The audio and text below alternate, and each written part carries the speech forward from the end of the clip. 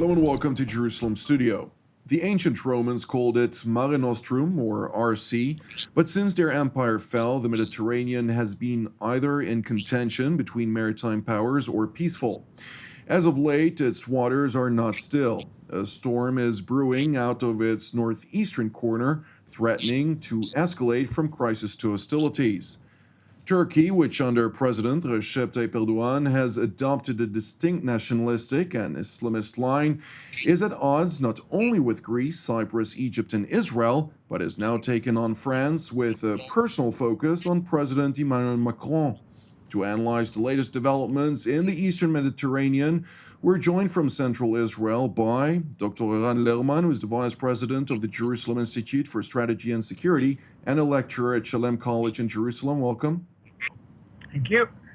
Also joining us from Central Israel is Dr. Joshua Krasna, who is a fellow at the Jerusalem Institute for Strategy and Security and a lecturer on Mideast security at NYU in New York. Welcome. Nice to be here. And also joining us here in the studio is our TV7 analyst, Mr. Amir. Oren, give us a broader explanation on the latest developments pertaining to this topic. So it's quite a strange phenomenon because you have, on the one hand, a set of ever more peaceful countries trying to join, to form alliances, both economic resource sharing and exploitation, as well as political. For instance, the Israeli Minister of Regional Cooperation, a ministry which didn't have a lot to do over the last several years, originally set up by Shimon Peres, now all of a sudden has a lot to do. And this minister went to Athens on Monday and signed an agreement with his Greek counterpart to set up an economic conference next March. The partners, those taking part in the conference, will be Greece, Cyprus, Israel, and the United Arab Emirates and Bahrain, because of the newly established relations and the cooperation and development, which are, of course, part of the potential. So this is one part. The other part is Turkey, which is always picking a fight with someone. It was not content with its own role in its own quite large corner of both Europe and Asia. It has ventured out to Libya. And now President Erdogan has picked on Macron, hurling personal insults at him and fomenting quite a crisis in Franco-Turk relations. So right now it's Turkey against the world, Turkey against its NATO co-partner Greece, and Turkey against the EU, in which both Cyprus and Greece, of course France too, are members. And one wonders, what does Erdogan have in mind? Is it all because of the domestic problems, especially the economic ones, or does he have any ulterior motive in addition? Indeed. A note about what you said initially about the agreement between Greece and Israeli Minister for Regional Development, Minister Ophir Akunis. The first meeting is going to be held here in Jerusalem, which has a signal also to others in the region, including Turkey, which has declared, of course, President Erdogan declared this after transforming Hagia Sophia into a mosque once more, that Jerusalem is next in line and that it is an Ottoman city. Let me just add, yes, it will rotate. The first meeting will be in Jerusalem, but another and more important visitor to Athens was Sergei Lavrov. Indeed. And when he came to cement the Russian-Greek relationship, he too mentioned the Hagia Sophia and what the Orthodox Church sees as quite an offense by Erdogan in changing the status quo. In times of blatantly rebuking the Europeans for their actions against Islamist terrorism, he, of course, acts against Christianity in Turkey proper. But let's come down to practical means. Dr. Lerman, I'd like to refer the next question to you specifically about the American Chinese / European and Russian involvement in the Eastern Mediterranean. It's slowly, of course, the Chinese are less invested in this dispute, while at the same time investing heavily in infrastructure surrounding the disputed territory. How do you see this regional dispute or tensions actually impact the superpower rivalries, which are projected now more in East Asia and the area of that sector of operations, but still is starting to take hold also in areas adjacent to Israel? Well, right now the connection is still tenuous for a simple reason. The Chinese may have money to spend on projects related to the BRI, the Belt and Road Initiative, that one arm of which, the maritime Silk Road, would actually reach through the Suez Canal to the Eastern Mediterranean and up the Adriatic coast to destinations in Europe via, for example, the port of Trieste, in which they've invested the port of Piraeus in Greece, which is very much by now a Chinese project, and projects in Israel as well. But they have no capacity to support this with a strategic presence, with a military presence. They do not have a system of alliances that would match the relationships that Israel on one hand, Greece on the other have, for example, with the United States. So we are not yet in the realm of an American-Chinese clash, although the Americans are a bit edgy to seeing the inroads that the Chinese are making. The more dramatic story here is the triangle of Russia, NATO, and obviously Turkey, because Turkey, while being a member of NATO, is now in full tilt, operating against the interests and perhaps even the territorial integrity of one member of NATO, namely Greece, and in full attack, as you've already mentioned, on the political legitimacy of a key member of NATO, namely France. And this is increasingly problematic.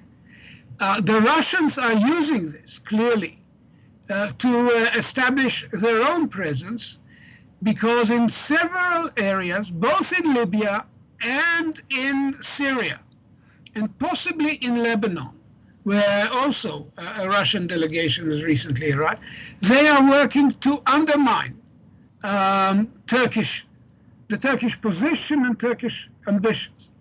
So in this respect, Israel, Egypt, Greece, the UAE alliance or alignment is singing from the same sheet of music with the Russians. And the fact that Lavrov came to Athens coincided with the trilateral consultations at the foreign ministerial level held in Athens between Gabi Ashkenazi and his Greek and Cypriot counterparts. This was preceded on the 21st of October by the summit of Sisi, Anastasiadis, and Mitsotakis. So the region is in turmoil, so to speak, in intensive diplomatic activity aimed at containing the Turkish threat and bringing Erdogan's ambitions back to size. And on this particular question, we actually have a commonality with Russia, as long as the United States almost inexplicably stays sort of neutral in the midst of all of this. The president has not spoken to this issue. Pompeo has lent some support to the Greek position, but in the midst of the election fever in the United States, this is marginal in terms of American attentions. Indeed. Dr. Krasna, I'd like to ask you specifically, in 1923, there have been basically the new borders of Turkey after the Ottoman Empire fell have been formed, the borders which we know today, which of course as the loser in the aftermath of World War I, it was forced to contend with borders that have been imposed on it and favored its neighbors, which also includes, of course, in maritime borders and such with regard to Greece. Now, it seems that almost 100 years later, Turkey is trying to renegotiate, if you will, its borders vis-a-vis Greece and other neighbors in the region, is trying to flex its muscle, so to speak, in order to enter the negotiating table in a better position in front of its counterparts. Do you think that this is a good understanding of what is happening right now, or are we seeing a small glimpse of the many or much broader intentions that Ankara may have for the region in its interests and national security perceptions? So the answer is yes. And now I'll say what I'm saying yes to. I think there are two separate issues here. One is, I don't think that Turkey is now rediscovering its border issues. I think these border issues have been existing for a long time and have come back occasionally, certainly come back regarding Cyprus. There's sort of a rhythmic quality to their return. What I think is that in recent years, perhaps these border issues, apart from one specific in Syria, which perhaps I'll address in a minute, have been fairly quiescent. And I think that in the past 10 years, since the discovering of gas in the Eastern Mediterranean, and especially since Cyprus has began exploring and discovering gas, I think that these issues have come back to the fore. In other words, they always had. These issues have always existed between them and Greece. These issues have certainly existed between them and Cyprus, and have actually caused a war between them and Cyprus. But I think that the issue of gas, by the way, especially the issue that the Turks until now have not found gas in their piece of the Mediterranean, I think have sort of pushed these issues to the fore.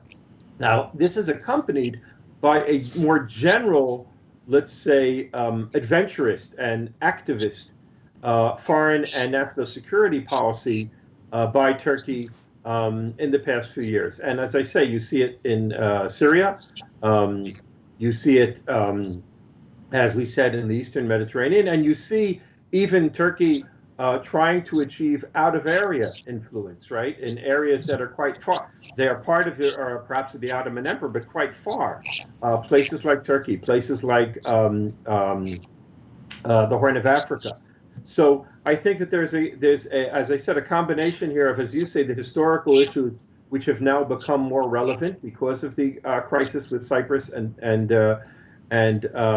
Cyprus, as well as a more general adventurist policy which Erdogan has been pursuing, certainly since he caused the political reform that has given him more concentrated presidential power, and especially since 2016, when he survived what he views, and apparently truly views, as a Western attempt to bring him down.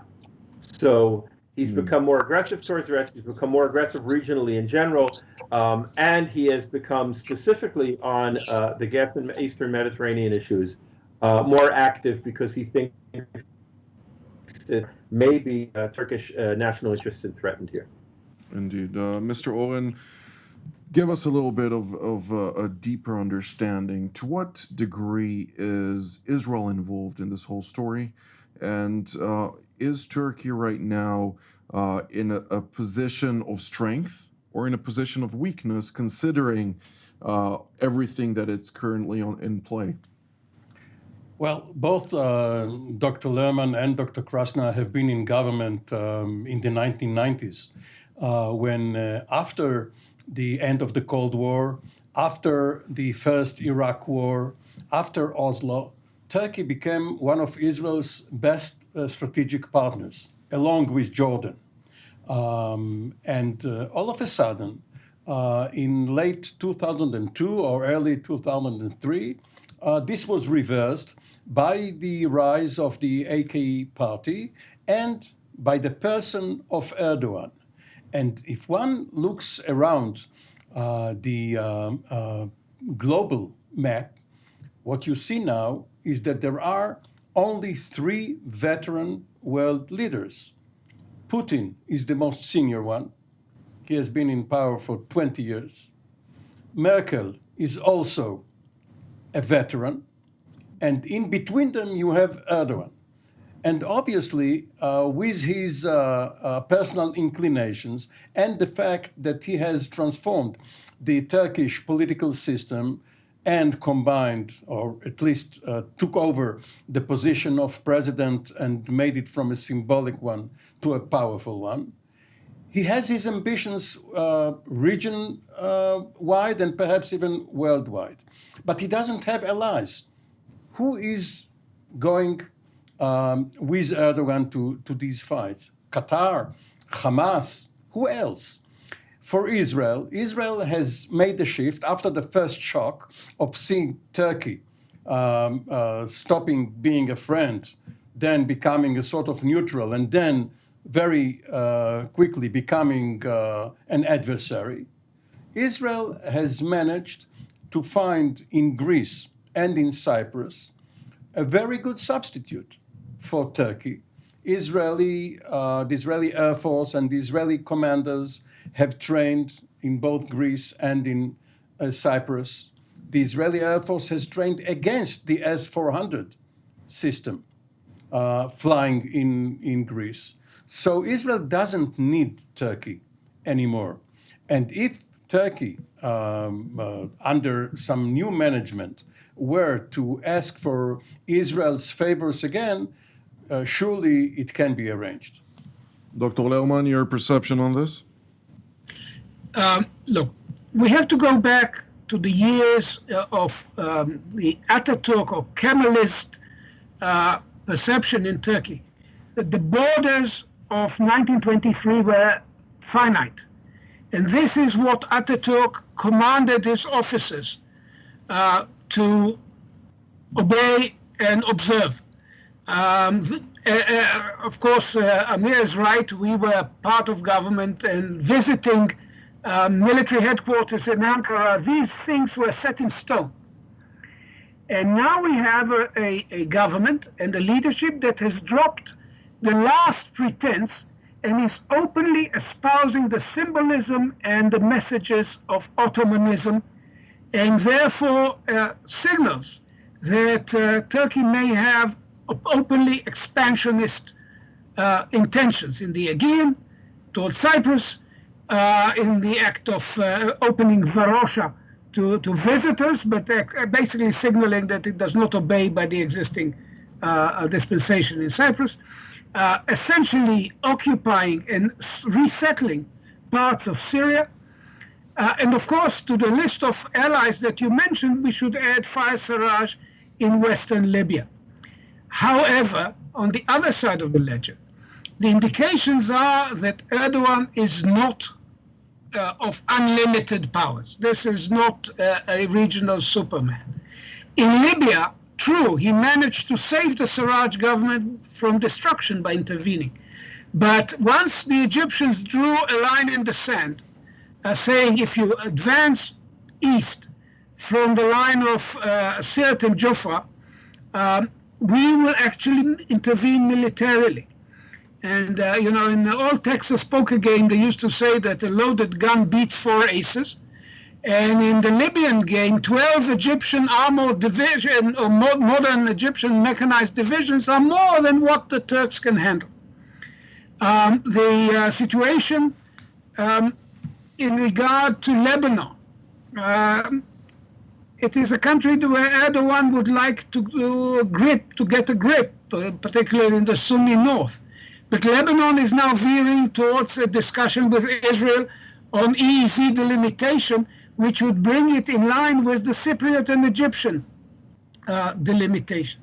Israel and Egypt, it's not just Greece and Cyprus. Israel and Egypt have never been closer. Egypt has endorsed the Abraham agreements. It endorsed the Israeli-Sudanese breakthrough.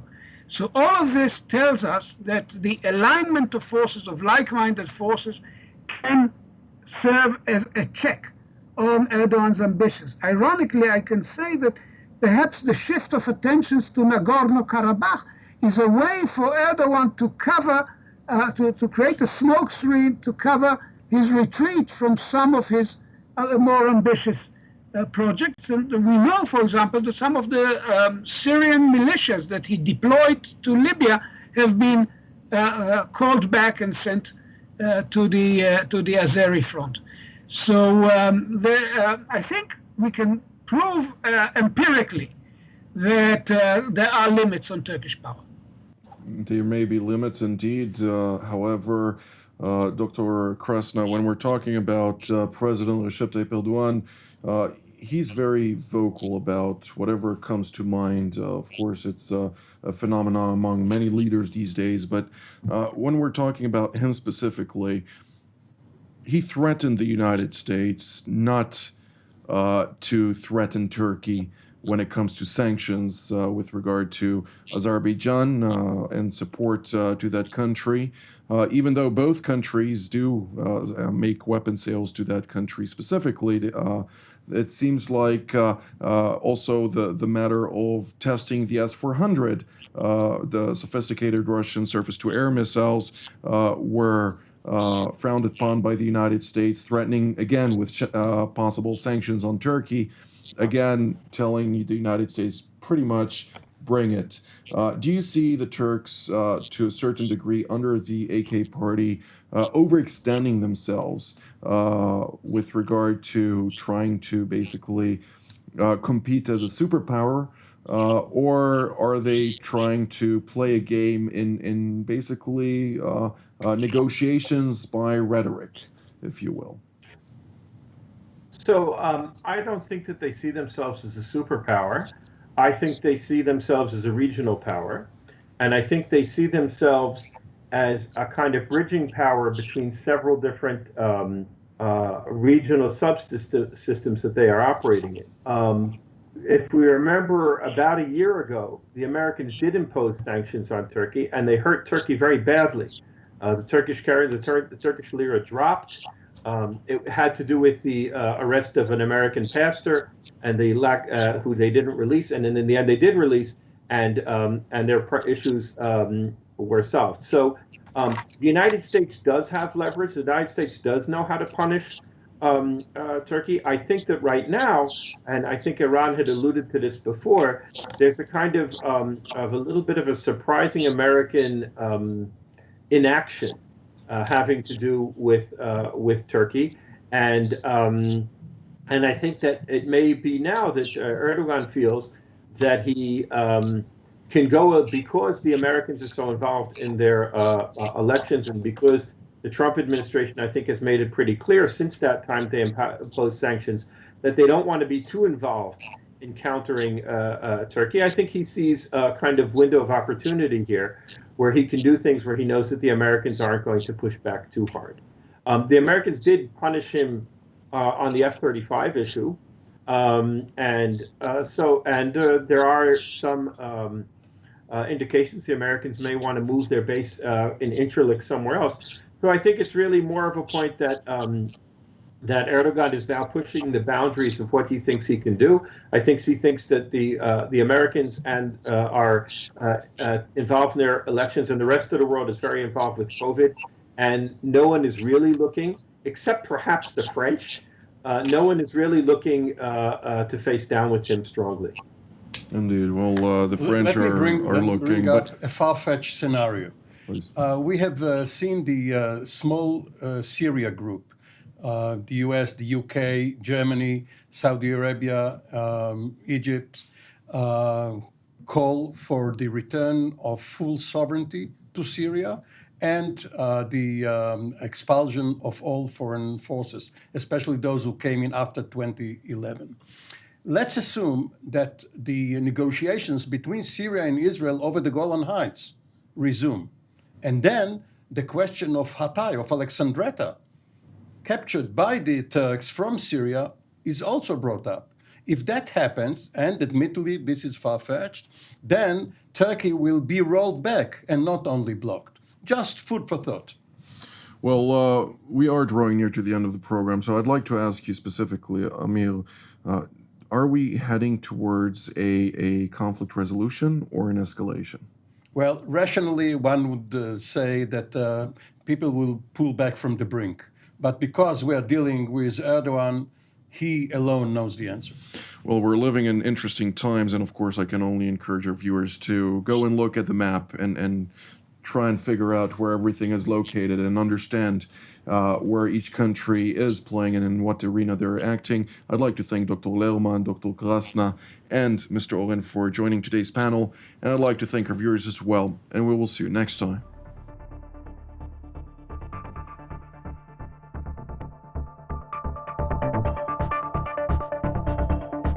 You just watched TV7 Jerusalem Studio.